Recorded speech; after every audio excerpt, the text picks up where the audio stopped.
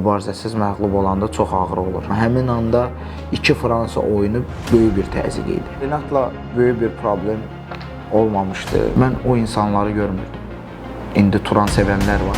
Şərhlər, taktikalar, sistemlər, səhvlər. Mənim də deyiləsi sözlərim var Yunus müəllimə. Amma indi yox. İndi versəm Yunus müəllim sevinər. Oyunun içində Qarabağla oynamaq çətindir.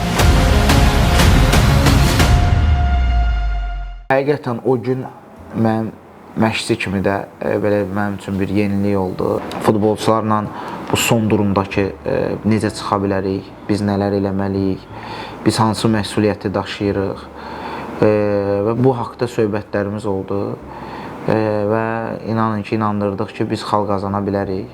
Ən azı mübarizəni artırmalıyıq. Çünki məğlub olanda, mübarizəsiz məğlub olanda çox ağır olur. Və həqiqətən orada oynayan, oynamayan hər kəs istəyirdi və məncə o xalada layiq idik. Onlar da futbol azarkeşi olublar. Heç mən gözləmirdim övladlar bu qədər azarkeş olsun. Hər bir oyunu izləyirlər. Onların da öz fikirləri olur, hətta razılaşmırlar. Maraqlıdır. Bəzən mübahisə də eləyirik. Amma normaldır. İnşallah nəyisə nail olmaq istəyirsənsə, nədənsə keçməlisən. Milli komandada çox oynamaq istəmişik, amma o vaxtı hərdən indi biz futbolçular danışırıq. Biz sağ cinahda böyük bir rəqabətin içində idi. İndi təəssüf ki, sağ cinahda rəqabət yoxdur, sol cinahda rəqabət var. Zaur Tağzadə, Kamal Qudiyev, Mahir Şükürov, o paketdə sağ cinahda milliyə düşmək çox çətin idi. Əlbəttə, millinin formasını geyinmək futbolçu kimi şərəfdir, amma məşqçi olmaq ondan da şərəflidir. Demək ki, qismət belə imiş, mənə məşqçi kimi qismət oldu. Ən təəssüf elədiyim Ukrayna səfəridir. Məncə biz orada xal qazanmalıydıq.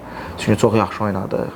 Oyun baxımından da futbolçular o Fransa oyundan sonra yorğunluq hiss olunsa da, amma həqiqətən yaxşı kökləndik və oyun baxımından da yaxşı idik. Bəlkə də biraz hakimin o qərarları başqa cür olsaydı, hesab da başqa cür ola bilərdi. Həmin anda iki Fransa oyunu böyük bir təzyiq idi.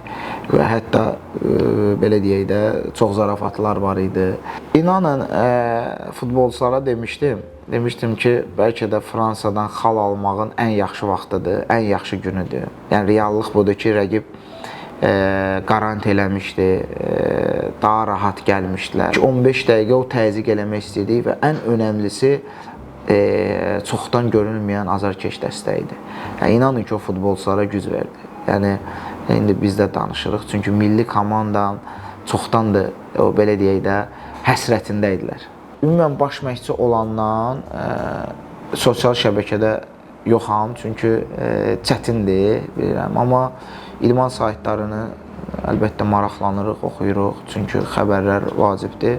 Amma sırf sosial şəbəkələrdə o bizim bugünkü müasir, belə deyək də, oyun qutarıb, oyunun nəticəsinə görə şərhlər, taktikalar, sistemlər, səhvlər, yəni orada deyirəm, yəni ora girsəm yəqin ki, mənə mane olar. Renatla böyük bir problem olmamışdı. Müəyyən o futbolçu məşqçi arasında olan xırda məsələlər olur.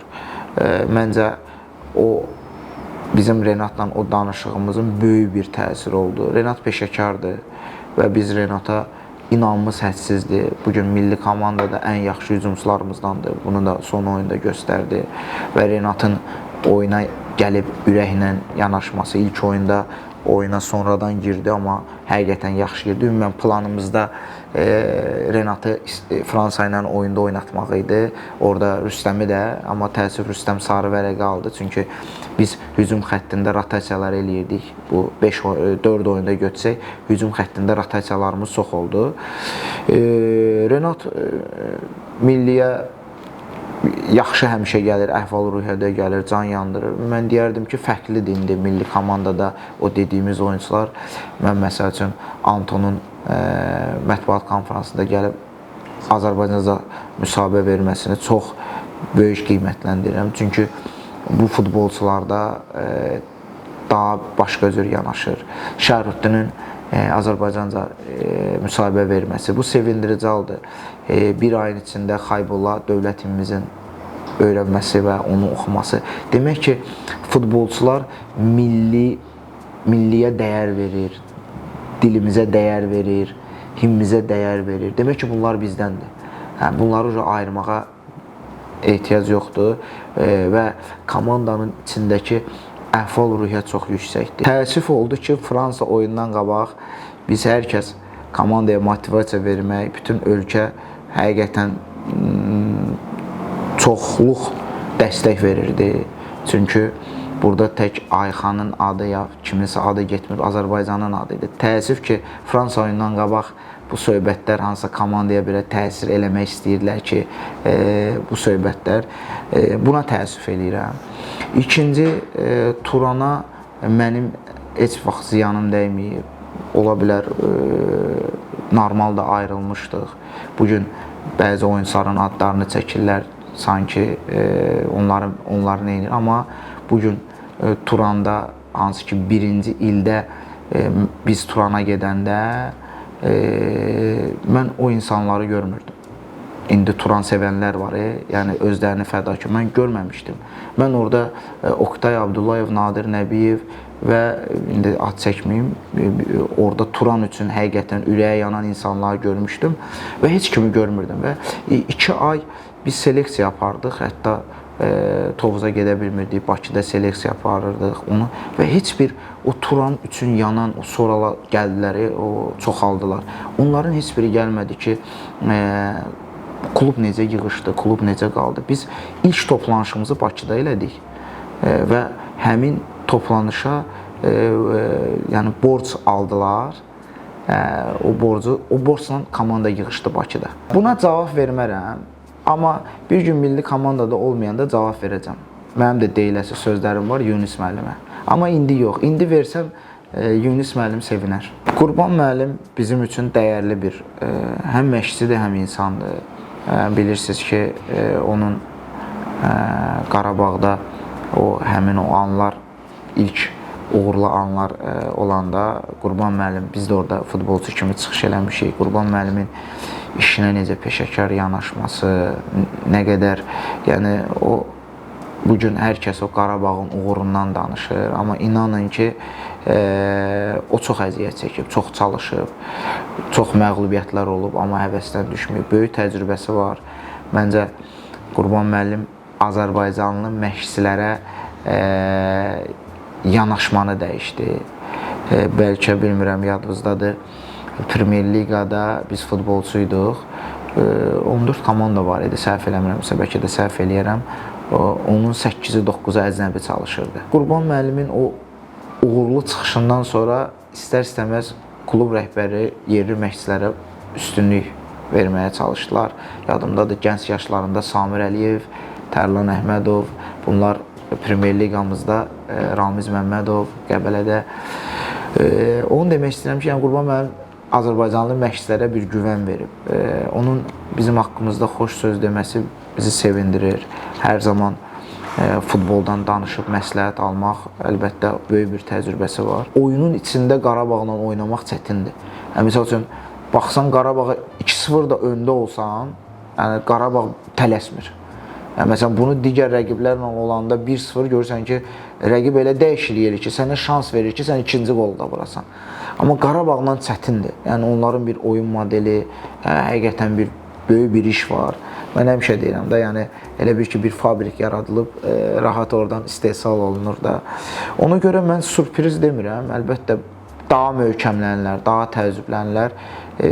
Bunu saxlamaq lazımdır. İndi əlbəttə bu oyunlardan sonra biz daha çox şey istəyirik. Azarkeşlər daha çox ümidlənir. Yəni inanın ki, bu il qrupdan çıxa bilsələr, gələn mövsüm deyəcəklər ki, konferans liqini almaq lazımdır ən azı. Yəni belə tələblər olacaq. Bu da normaldır. Mən gözləyirəm də, yəni davamını. Samir Abbasov ən yaxşı məşqçilərimizdəndir. Yəni bilirik, Neftçi ağırdır, çətindir. Keçən mövsüm Neftçiyə getdi və bu mövsüm gözləntilər çox idi.